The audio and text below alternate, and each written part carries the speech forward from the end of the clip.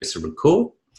So welcome to this Leading Member SMSF deep dive and training session. So what I want to do is we'll move pretty quickly through this and make sure that you're getting plenty of information, plenty of understanding, find out where the resources are. Many of the resources are there for you to get further information, and more importantly, you'll be able to listen to this again and again if you want. Look, for me, I don't know where you are, but we're certainly in a curious time.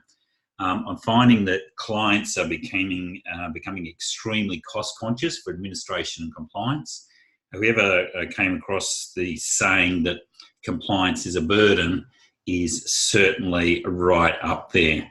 And look, I know myself, I had one of my accountant who was doing my SMSF, and I really only had two investments in there, an ETF and gold, which I've done very well out of, which was a bit of a fluke. No contributions, nothing in there, and they were charging me $3,300 for the administration for a $600,000 fund, which to me was quite out there, and it was just their standard charge. And honestly, I think as we go down the track, that administration and the cost for doing compliance is increasingly under intense pressure, particularly when you see groups like eSuper Fund, and now that you've got obviously the internet, people can effectively shop around. So the competition is pretty brutal out there. So we need to obviously work out our pricing, our mechanism, making sure there's a platform there for the clients to be involved with, but not certainly put away from. The increasing red tape that we're faced, whether particularly for those of you who are licensed, where we have to go through all of these hoops, including having to do extra exams or extra credits or extra studies in order to just actually stay in there. And then you've got to do statements of advice. And the very nature of a statement of advice it can take quite a lot of work, but is it recoverable from the client is the issue, particularly for those of you who've been accountants, to suddenly move from one situation to another where the client is used to getting that strategy, that inside loop, and helping along the way. Now having to go through a whole statement of advice, which depending on your dealer group, if you've got your own license, you're obviously much better off. But if you have got a dealer group, it might end up going 60, 70 pages.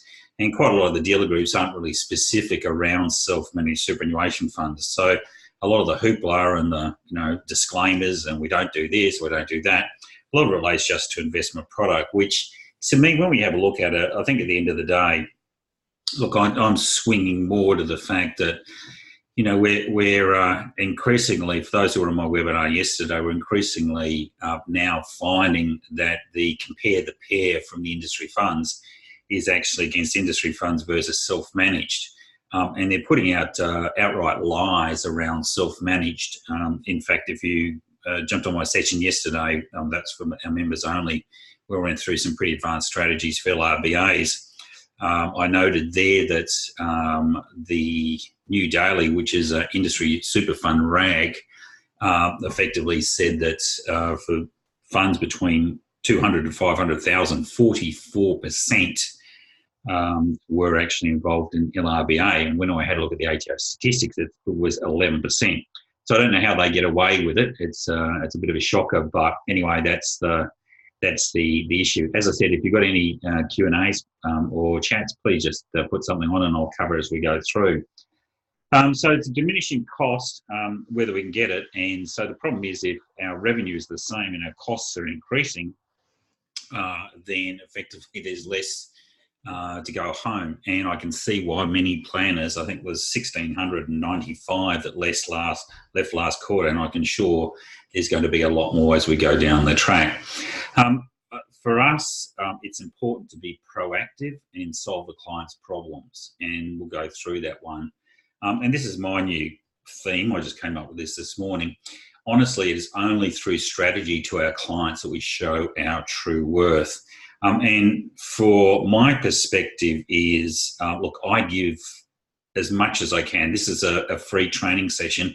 I'm going to give you all my insights. I'm going to give you as much as I can and show you different ways. My energy that I'm going to get back from you, hopefully, is if you want to use Leading Member, you're going to use our Leading Member documentation. Again, I'm not charging a lot for it. In fact, I think we've got a special on now to do an upgrade of a SMSF corporate trustee and also a SMSF to Leading Member corporate trustee and Leading Member SMSF is only $129. So it's not a big process there. And I think from my perspective is that we need to also take that to our clients and show them the values of our strategy, how much it's going to save them, is it going to satisfy their pain points. Really, at the end of the day, it's strategy because, as I said before, clients are increasingly becoming very cost conscious. And particularly if they're retirement, it's very difficult for them that if their money is evaporating or going down the track. And remember, this is in good times when the markets are doing quite well. If we find a 30 or 40% fall in the markets like it did in the GFC, then unless you have strategy, you're going to have some very, very lean years. And so we need to be lean and mean and a strategy machine.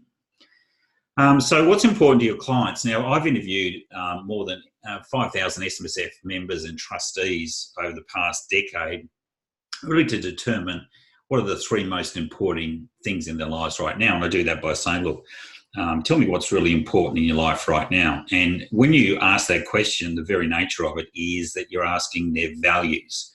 So, and the values are the things that motivate them. So, for example, I can see down the bottom here, I'll just get my little annotation, my little red doobie lacquer. You can see down here, I have never ever once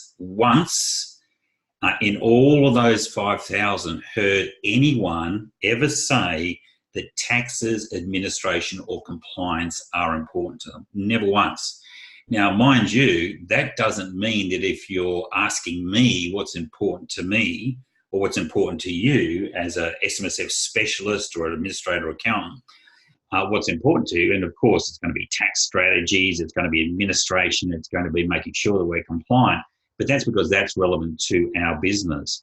But if you take it from a high level, go up the next level and say, what's important in your life right now, and ask it yourself. For me, obviously, it's much the same as we've got here. It's family and looking after the family. I'm not sure. I've got a 21-year-old daughter and a 17-year-old daughter. So they're always, although they're on good income, they always want to supplement their income from dad's ADM, and I'm a sucker, can't stop that. But, you know, I get my quid pro quo out of it. So with family is important to me. And I know that last year, early this year, my daughter celebrated her 21st over in Thailand and became sick and had to go to hospital. And the actual hospital, because she didn't take out a travel insurance, so they make sure kids always have travel insurance, it cost me $10,000 for her to get an emergency operation. Now, was I going to say no? Absolutely not the case, because family is really important to me. I've got parents who are one's in a home, one's mum is sitting by herself in Adelaide.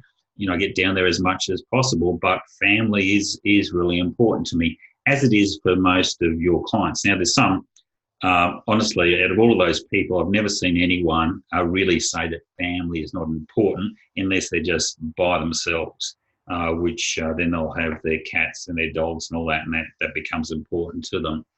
The other one that really pops up all the time is security of income for the self and the family. If you think about it yourself, how devastated would you be if suddenly all your income dropped off? And that's a classic case if we ever look at farmers and a lot of business owners where the cash doesn't come in. They've got a great asset, but there's no cash coming in through the door. The stress and the worry about that quite often has an impact on the health. Now, I find that depending on the age, if someone's retired, then these are the three things: family, security of income, and health. If we're looking at younger people underage, when I talk about younger people or people under age 50, etc., who are right in their peak of their business or career, generally, if they're young and haven't had any health, majority or health problems, then it's usually family looking after security of income and business and career, focusing on business career. Certainly from my perspective, I've got family, security of income, and of course, my business is really important to me, as is important to give as much from my business, if you say, well, what's important to you about your business? Well, one of mine is to give as many strategies, as much energy as possible, as many new innovative ideas to enable advisors, which I can see the problems that are coming through the compliance and taxes and administration, give you another tool, another mechanism to really go out and satisfy clients' needs. And quite often we tend not to, if we don't know what we don't know, or they don't know what we don't know, then it's an issue. So out of this, I've developed what I call the Leading Member suite of products, which really protects the family from birth to death. And it's not appropriate it's not appropriate to just limit it to direct lineage. It can actually be spread out wide. So the Leading Member came in my mind, really from my experiences with discretionary trusts and appointors. And also on the other side is large employer company funds like a Qantas fund or whatever, an employer. In both of those instances, for those accountants out there, and if you're a planner, you may not be aware, but the appointor is really the person who controls the whole trust itself. The appointer has the ability to effectively hire and fire the trustee. And of course, if they can do that, and they're generally going to be on that trust themselves, they're really controlling that discretionary trust. And by its very nature, will have an instance where if they're controlling that, then they are essentially going to be in a position of controlling who gets the beneficiaries, so on, whether it goes to a bucket company, etc. So setting up a discretionary trust is absolutely crucial. And the next step for us, though, is when we have a look at a large company superannuation fund, and I worked on many in my time when I was at KPMG way back, before I got in SMSFs, way back in the 80s. In those ones, and I had a number of large funds, if you're an employer fund, unlike the portability provisions now, we can move from fund to fund, effectively, once you're in one of these funds, you actually were appointed as a member. So you were offered the ability to become a member of the fund. And then when you terminated, you had 3 months to get your benefits out and move to a rollover fund or to your new employer fund. So they were really tightly controlled. It was completely different. So with one was membership, which is the company super fund, and the other one is the appointorship or the trusteeship in the discretionary trust. So by bringing them in, then what we have is we have a person called a leading member. And I like to use the analogy, particularly when you're dealing with your clients, of the Queen. Because if we look at a royal family, and it's not a bad context to use, because if we look at the royal family, then when we come around and do a leading member, SMSF, and also discretionary trust, then what we're doing is we're giving them a royal setup, something that is out of the norm. Despite what it's going to cost for you in terms of using a documentation, which isn't that much, you're going to have a completely out of the box, something that is really going to be looking after their family. So like the Queen, we have someone who is the leading member. Now you can have joint leading members if you so desire. My preference is to just have one individual. So for example, if we've got, and again, sorry to be sexist, but it could either be dad or mum. So we could have dad there as the leading member. Then something happens with dad, then effectively it could go to mum. So then she takes control, which is not a bad idea, or it could go down to a son or a daughter. So when we start this process, we need to build succession in mind. Succession in mind is great for you because one is it gets an engagement from your clients around protection of the family wealth. And because we're not just doing SMSF, we're also doing family trusts and companies. We're protecting the wealth across everything. And that's also going to come out a little bit later on when we start doing leading member wills. And I'll talk about that a little bit later on in our October roadshow.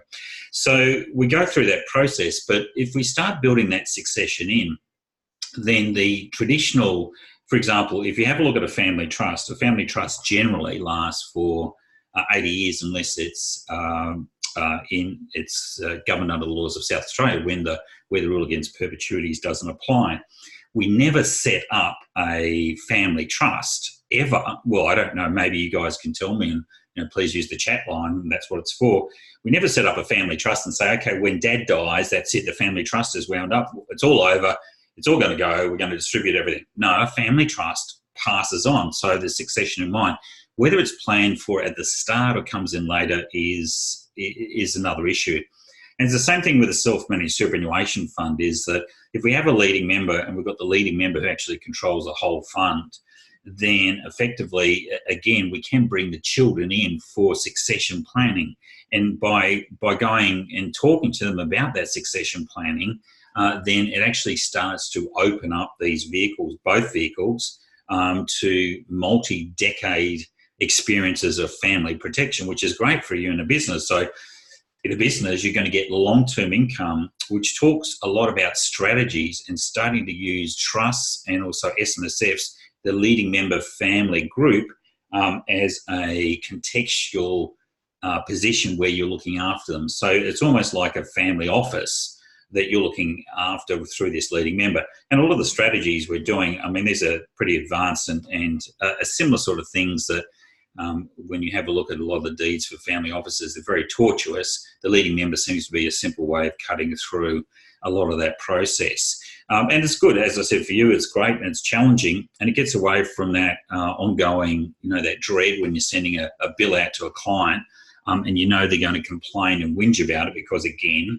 administration compliance is an absolute burden to them, and they obviously, quite often they can't see behind the scenes what's going on. But if you can protect someone, not only their family, but their security income, and if you're using a discretionary trust, etc., their business and their career, then you're in a really good position there, and it now becomes a premium level for you. So we need to start as a designation of a trust beneficiary. We have a leading member appointer. I'm going to take you through the documentation very shortly so you'll know how it builds. So the main thing for us, though, is to work out our succession of leading members. You can go down like 8, 9, 10 levels. It really, it's up to you. As you get involved in this and you ask your clients the questions, then it'll start to pop up, which is pretty important. And like trust beneficiaries, we need to show that leading member SMSFs, members are appointed subject to the consent, but knowing, like the employer in a large company fund, that effectively they're there at the whim and the invite of the leading member and can be removed at any point in time. Okay, so that's the estate planning coming up. Let's just jump out of there, and I'll just go into my, as you can see there, I've just got, sorry about that, you can see my Google search. We're about to do a deed of gift and put it up on the site. Now, if I go to LightYear Docs, I'll come back. I just wanted to show you a couple of things here. This is our support centre. So if you go to LightYear Docs, you can see there that we've got the support centre here. Just need to click on that button. And by going into that button, you can see we've got a whole lot of stuff. How-to videos. There's all the training videos that I've done, and we don't release a document unless we've got training around it.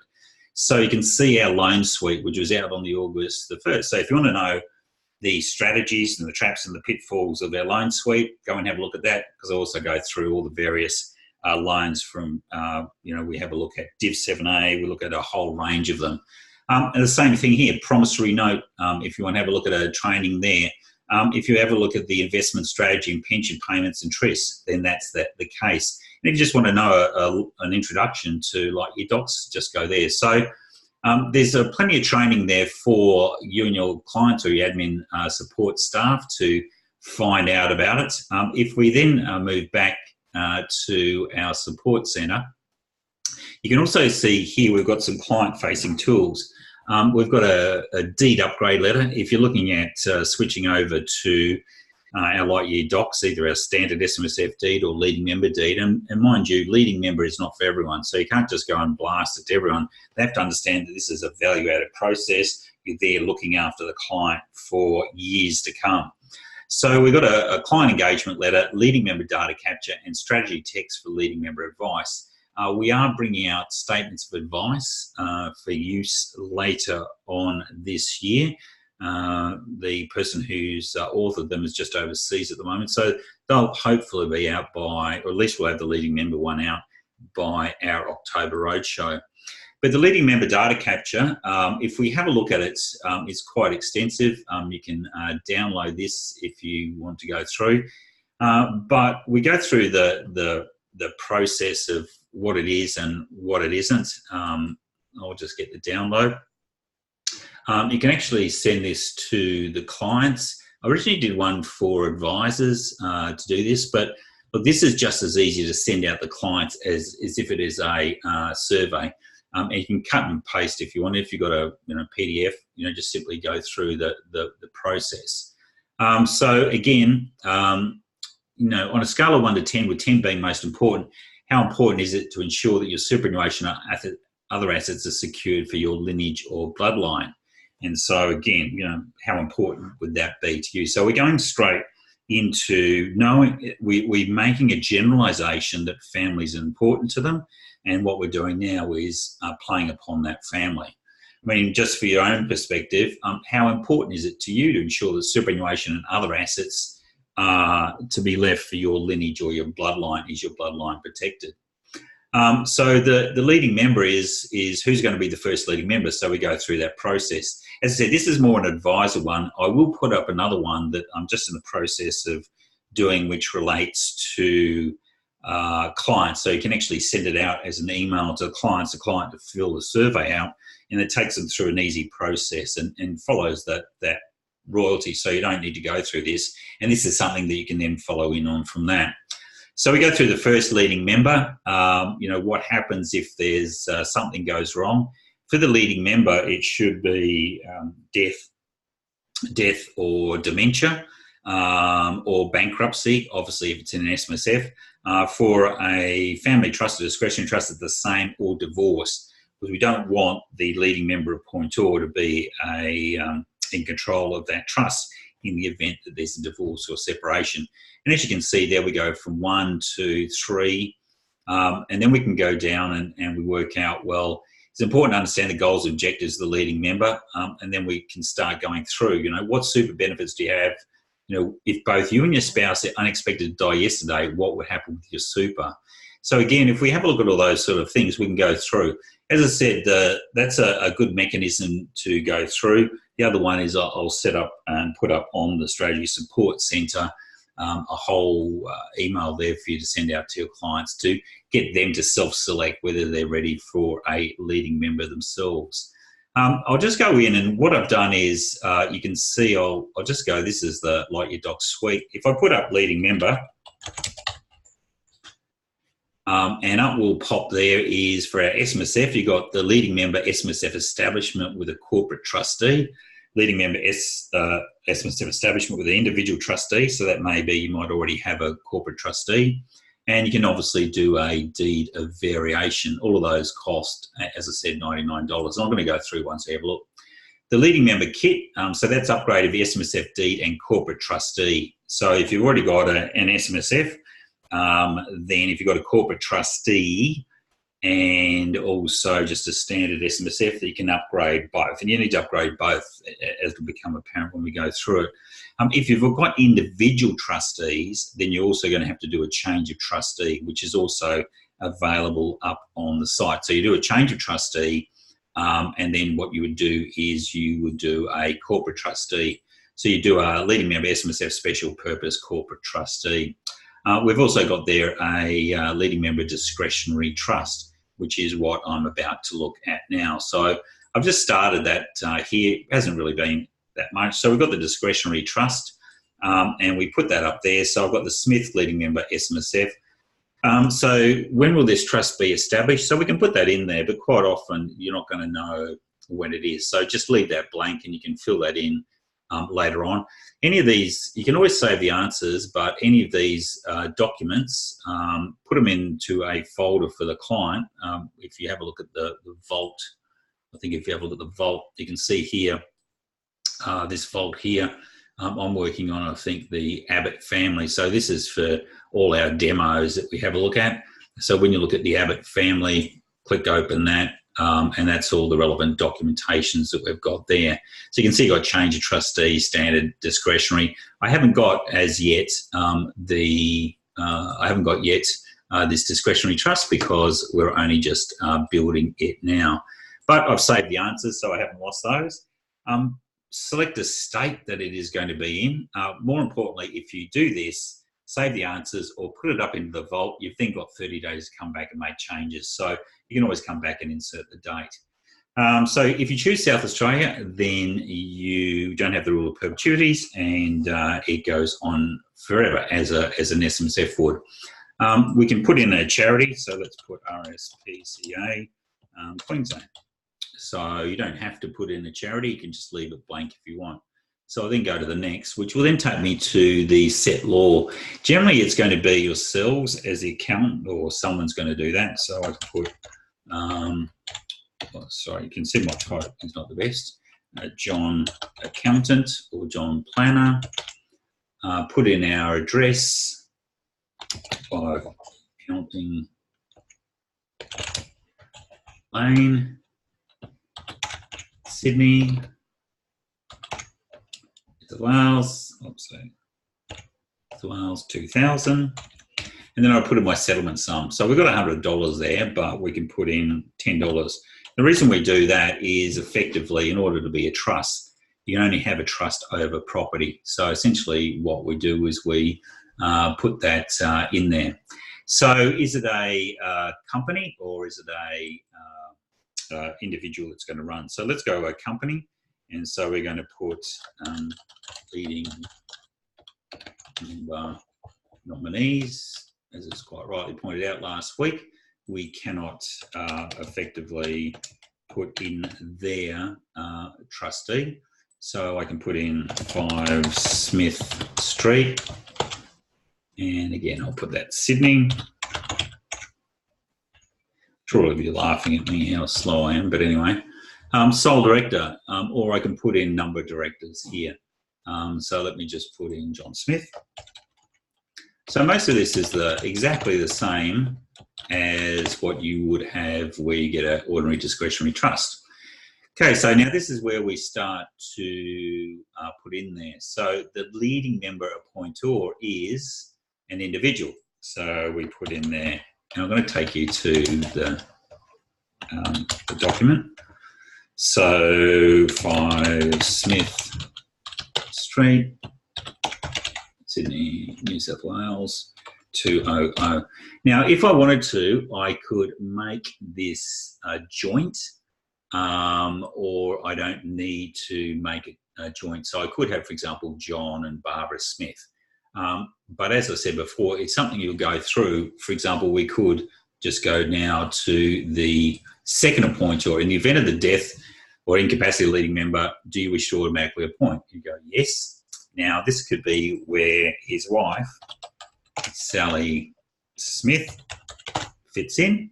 I can select there. So if I select that, then effectively what I can do is up will pop the Smith, as assuming they're both together.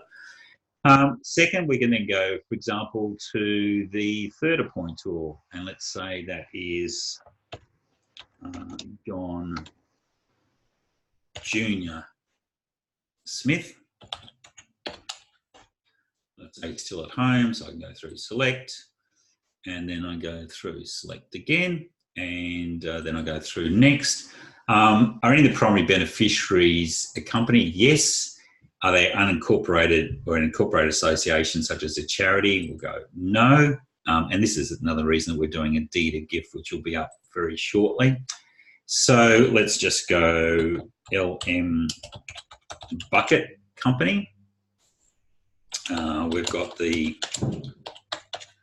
there, select, I'm assuming there we can put our registered office. So the same thing again. And that's effectively our document there. So it's now being processed. And I'll take you through what it looks like. And again, this goes up at the vault, and at any point in time, you can effectively switch that. So we get a PDF, and if I wanted to, I can always make a change. So leading member, discretionary trustee. So let's just do a bit of a walkthrough on this one. I'll just get it up. Hopefully you can see it there. So I got all of the provisions here, and we'll just go through our basics. It's prepared by TGA Legal, and if you want to talk about Legal Professions Act and sign off, you'll find that that's up on the LightYear Docs site. So pull down that advice we received from partner Tony Anamoulis from TGA. So everything's prepared by TGA Legal. So we've got the leading member trust. So it's a deed of trust. We've got the set law, which is John Accountant. We've got the leading member nominees is the trustee, and then we've got the leading member appointor. So we go down to the recitals. The settlor wishes to create a settlement to provide benefits for those who are named or otherwise eligible to be or become beneficiaries. The trustees have agreed to act as first trustee of this settlement. The leading member has agreed to act as the first leading member appointor of the trust. The terms on which the settlement is established are set out in this deed. So we then go down and we have a look at leading member appointor. Effectively, remember I did this, I put them in. So the first one's John Smith. And then we've got the ability, we've also got resignation here. And rather than having divorce, it allows John to resign at any particular point in time. His wife, Sally, then comes in, and then John Jr. comes in. Now, again, you can go down to 8 levels if you wanted to do that. We've got the child. Normally, the child will be of the mother or the father, but effectively what we've got there is we've got the child of the leading member or such other person. Likewise, we have grandchildren of the same. And then the spouse effectively is that person who's in a common law, family law, de facto, or any other relationship recognised. A genuine committed relationship includes any person the leading member deems to be a spouse. That's different from our ordinary discretionary trust, where spouse is that person who's linked to the father or mother. We have father or mother and child as the father, mother. So it's completely different schemata for that. So we've got the establishment of the trust. You can see it's in South Australia, so the rule of perpetuities doesn't come through. It's a settlement sum of $10. We've got the trust. There's a Smith leading member. I won't go through all the streaming of the income. You can find that is available. It's the same as our ordinary discretionary trustee. You can go on to our support centre and find out how I go through that.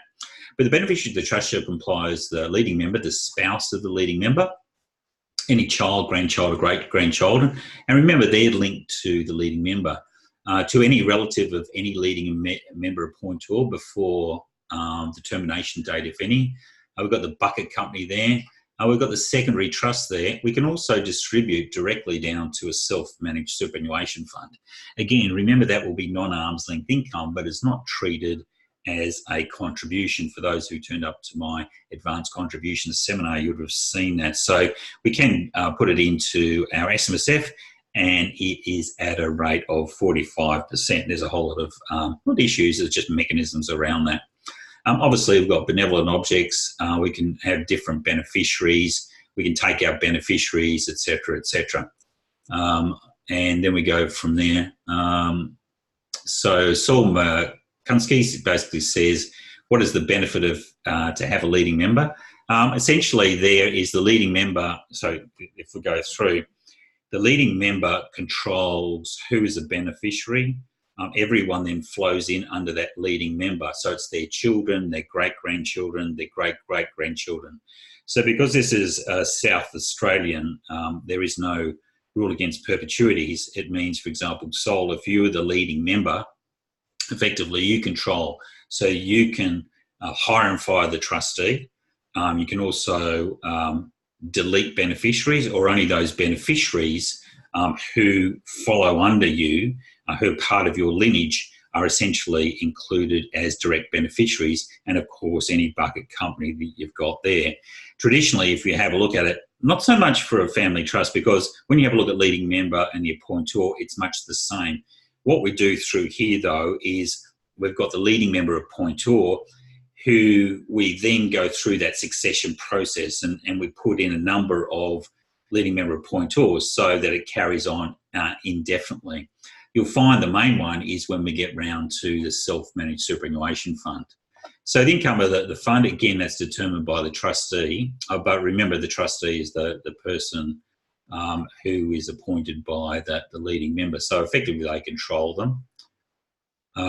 When we go through the capital, and look, it's a good question that you raise, Saul, around that one, because we've got, as I said, fully franked and all that. I'm just trying to get to the appointment removal of trustee. So the power to appoint and remove a new trustee resides during the lifetime of the leading member and then moves on, which is the case. For the discretionary trust, if you've already got discretionary trusts in place, you can't just go and toss out all the rules like we do with an SMSF and put in brand new rules. Effectively, what we've got is we can overlay the existing discretionary trust and work in on the appoint-all clause to make them leading member. And what we're doing with that, Saul, is that when we're talking about leading member trusts, we also then start to move into our leading member SMSFs. So that's the difference. Again, it's only a slight one for here. Actually, if I just go back through, we can go back and you can actually see my vault. We'll go back to the Abbott. I just want to show you what we've got here so it's not lost. So go into that one. You can see there's the discretionary trust. I click on the plus button. I can relaunch that interview if I wanted to. It says exactly what time it's set up. So what we want to do now, though, is we actually want to go through we want to do a leading member kit. So that's assuming, so if I just click on that one, and you can see here, the document's 198, but we're about to offer it for 129. Because if we're looking at protecting a family and its business, etc., then we also need to have some context around the whole thing. So not only SMSFs, but also family trusts and also bucket companies. So we've got this is in essence you've got a client that already has a corporate trustee and also an SMSF. If they've got an individual trustee, then what we need to do is a change of trustee, and then we build a leading member corporate trustee establishment and also a leading member deed. So let's just go through. So we've got SMSF direct. Who knows what that is? We go through 1, 2, 3, 4, 5. Then I'll go through. I'll use the same 5 Smith. Again, thank you very much, Saul, for your questions. As I said, the more that we learn, the more questions you do, the better off it is. So, sole director, let's say that I've got John Smith, who's going to be the leading member. What date is the existing company constitution? If we do, because it's going to be upgraded under Section 136 of the Corps Act, all the shareholders need to consent, so I'll get into that one. Now, if we're doing a company constitution, and I've got, for example, 4 members of the fund, I'd obviously, each of them has to be a director, unless, of course, John Smith has the enduring power of attorney for all of the members. So if we go through, when I start put the members in, if we understand that John Smith, if he has the enduring power of attorney for Sally, John Jr., he can be the sole director, the sole arbiter of that fund. Now, he might want to bring John Jr. in, but anyway, that's the case. So again, we don't know when it's going to be upgraded, so we'll just go through that process. Now, as I said before, we need to know all the shareholders. The first thing that I would do is, this is important because we want to provide protection for the family. And this is where it's a little bit different from, well, potentially it could be the same for if we have a look at a family trust with a corporate trustee, but obviously we've got leading member appointor who's in place to give us protection. Essentially, if we haven't got an existing constitution, existing shareholding or corporate trustee, so it's a special purpose SMSF corporate trustee, we need to drill down and actually finds out who has the shares. So they could be, for example, John and Sally. Now, if I'm going to make John the leading member of this fund, and effectively this is different to the family trust because John is going to be the chairman of the leading member company or corporate trustee, plus has complete veto power over any decision making around that one. So generally what we would do is before we go through this upgrade, it's important that all the shareholding of this, so I'll just put John Smith in here. So for example, if John and Sally both had equal shares, what I would be doing, because it's a special purpose corporate trustee, I would be looking at simply cancelling Sally's shares. So all the shares suddenly reside in John, because what you'll find is when we go into the company constitution very shortly, what transpires from there is that on the death or incapacity or resignation of John, his shares are automatically cancelled and passed on to the next leading member. So it is as though the control of that corporate trustee is passed on to the next leading member. So that's what I would do from a practical perspective. Cancel the shares and then go through. So what's the fund? We go the Smith Family Super Fund. State, we can go New South Wales. When's it going to be upgraded? Don't know. When was the fund originally set up? So we can say we've gone through, and you can check this out by looking at the last deed, because what we do there is we can put in all the past variations, etc. So 2017, so it's probably ready for an upgrade. Well, if we're going through. We can put in past variations. I'm going to put no there, I haven't got some. But if you're doing this, then you just look at the prior deed, look at all the variations, including that last deed, and you put all those dates of the variations in there, including the original. Okay, so the leading member here is we've got John Smith. And then we can select, because we know what his details are. So that auto-populates that. Who's the next one? So I can go to the second leading member. Again, it's not a bad idea to follow through the process of what we're doing with the family trust. So they're consistent. And if you understand the consistency, you can actually see that it happens over both of the major leading vehicles or the major vehicles that the client has. So that it's not just the SMSF, but it's also for the discretionary trust. As I said, we can't go through and adopt the same rules or adopt all the rules for the discretionary trust, otherwise there'll be a resettlement. Here, there is no resettlement because under the SIS regulations, adopting the rules doesn't result in a resettlement. As you can see, we can keep on going down the track, but we won't do that. We then go through, we already know who the members of the fund are because this is an upgrade. So we look at when was the clause, so we'll assume that it's 182 is the variation clause. Does the trustee, if I go through, does the trustee require another person? So that, for example, could be an employer or it could be the principal or founder. If that's the case, then you flick there, but I'll assume that there's no, it's just the trustee. And then we go through, and then that will now do two documents, which is the upgrade of the company constitution, and it will also do the upgrade of the SMSF as well. So when we do that, again, we'll get those download of those documents. That automatically goes into the vault. I can save on the way through.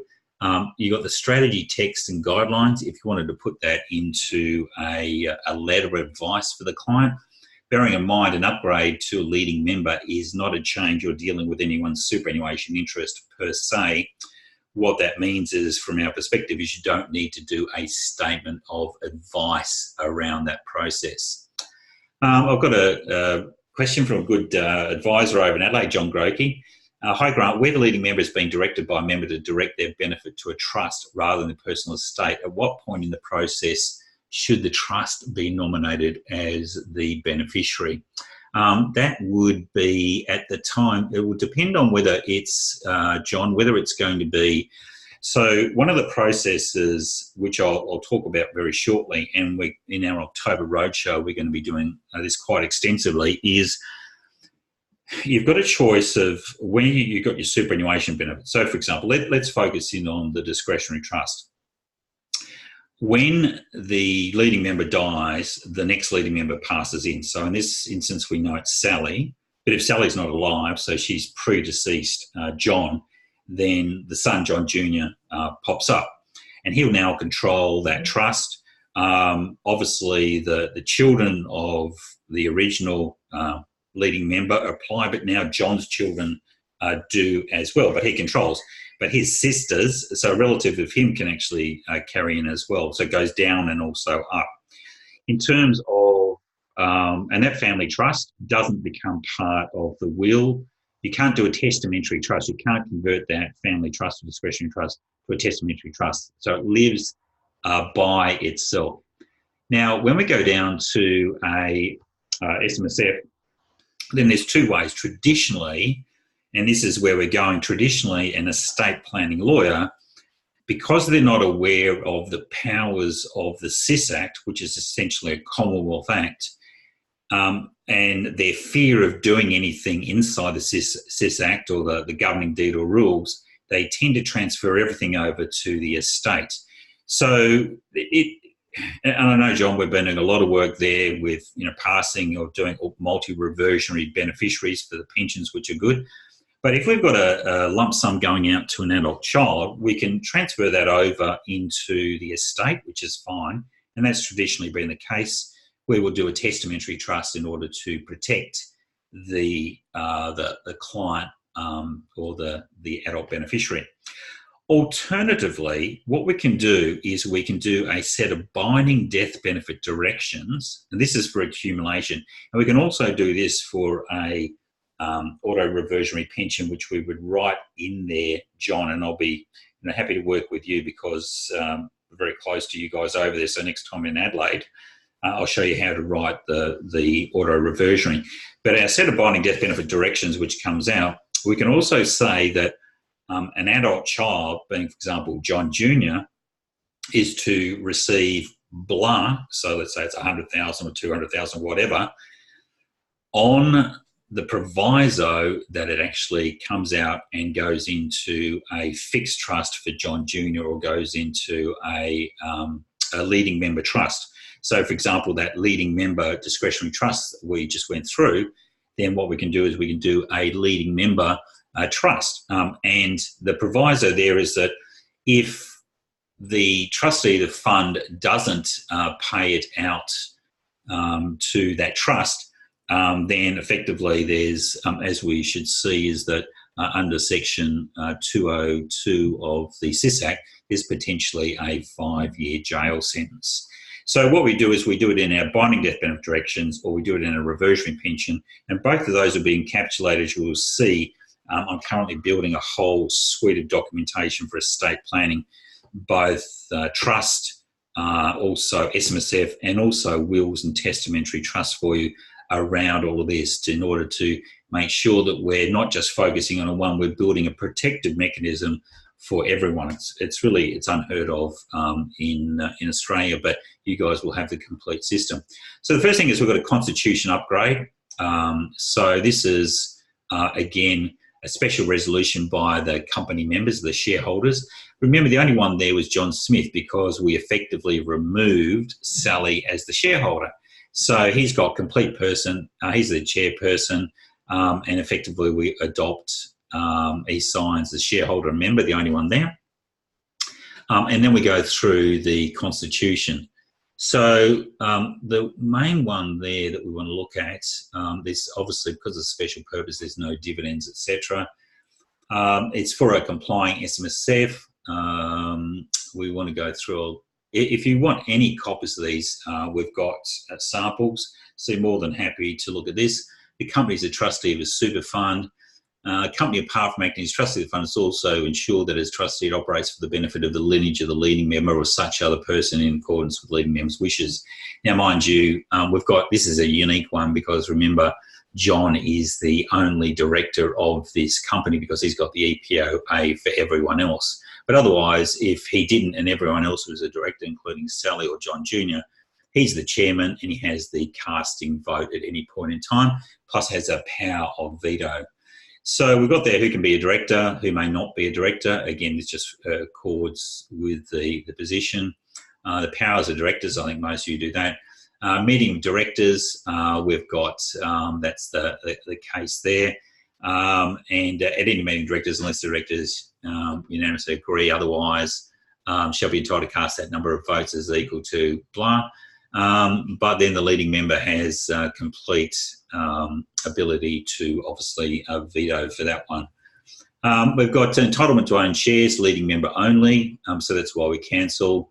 Can't be held jointly. The leading member may not transfer their shares under any circumstances, but if the leading member dies, the companies immediately cancel the former leading member shares and then to issue 100 shares to the new leading member. So that's where we go through there.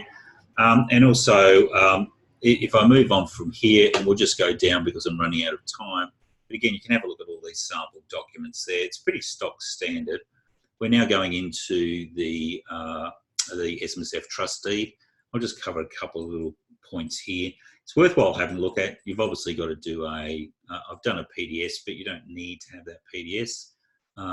The client effectively signs, so we've got a variation there. So we've got the trustee, the leading member is inserted.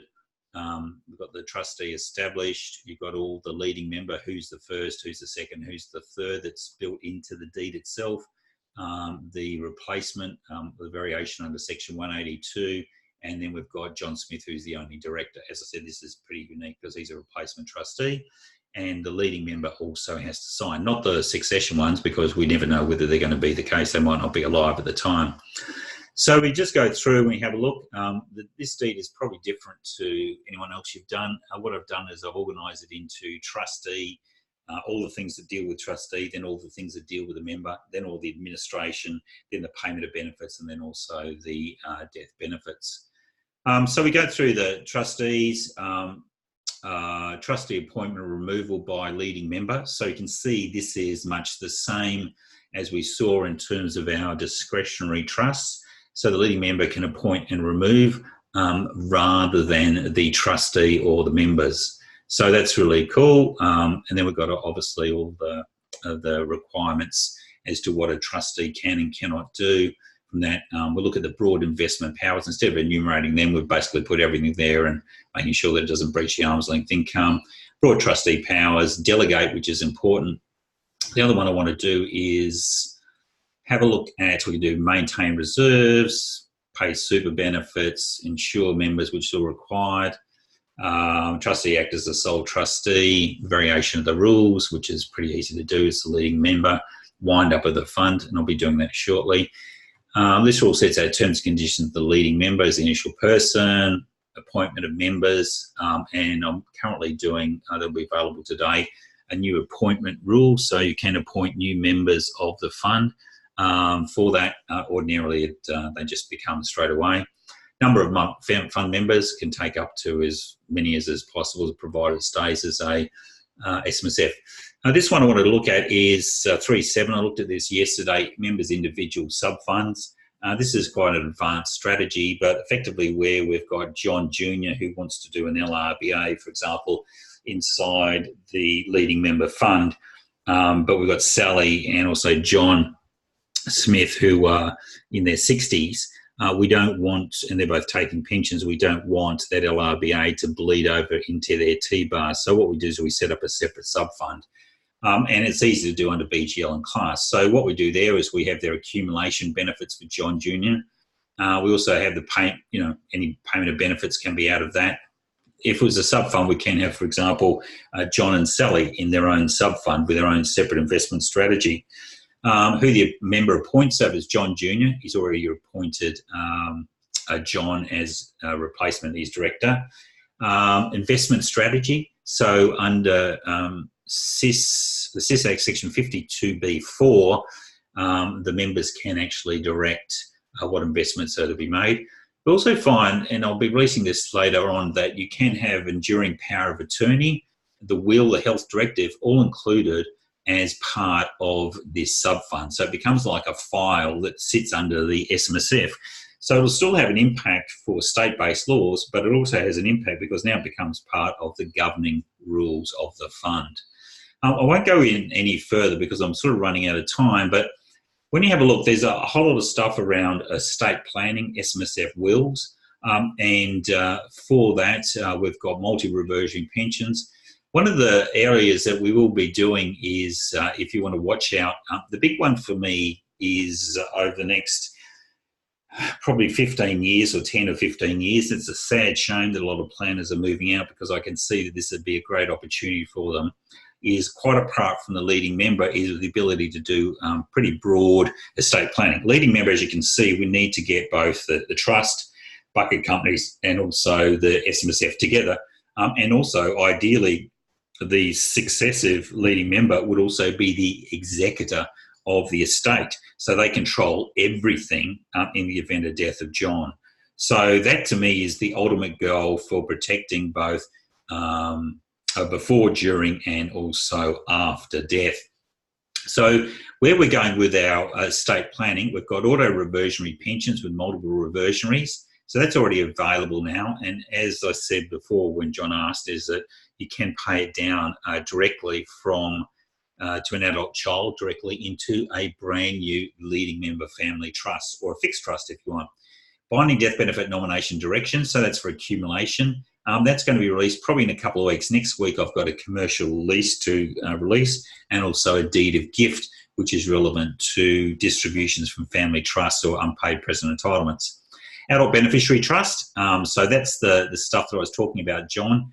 It's created from the direct payment of an SMSF lump sum or pension commutation to an adult dependent, used to ensure the benefits do not pass to the estate for legal protection. It's available late August. It's basically an SMSF testamentary trust. Wills with testamentary trust or super proceeds trust. So this is for anything that is outside. And remember, when we have a look at assets outside, if you guys have done your asset protection properly, all your assets should be in a family trust and SMSF. So our will really looks for that stuff that is outside, but we'll have a solution for you guys. This doesn't go to our lawyers. It's for you to actually create your own wills and testamentary trust, but get it signed off by our lawyers. And of course, we've just been through the leading member suite. So we will be changing the pricing on that leading member upgrade. Please feel free to send me questions to grant@ilovesmsf.com.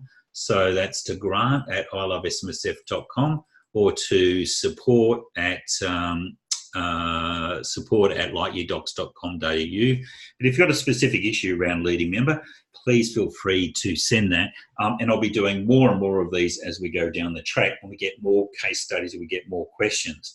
But again, it's a very powerful suite. I will send out the copy there for your clients if you want to go down that track. I know John has done extremely well with leading members and is charging, I hope he doesn't mind me saying, is charging $3,000 plus to set up or upgrade a SMSF deed, etc., to a leading member. But that encapsulates a whole protective mechanism across the family. And more importantly, when you look at that, people want to look after the family both before, during, and also after death. And we've now got mechanisms and tools in order to do so. So again, we're very innovative at LightYear Docs and I love SMSF. Please feel free to ask us any questions along the track. We'd love to have you on board and call us at any time on 1300 168 380. So that's 1300 168 380. Anyway, thank you very much for your time. It's Grant Abbott signing off.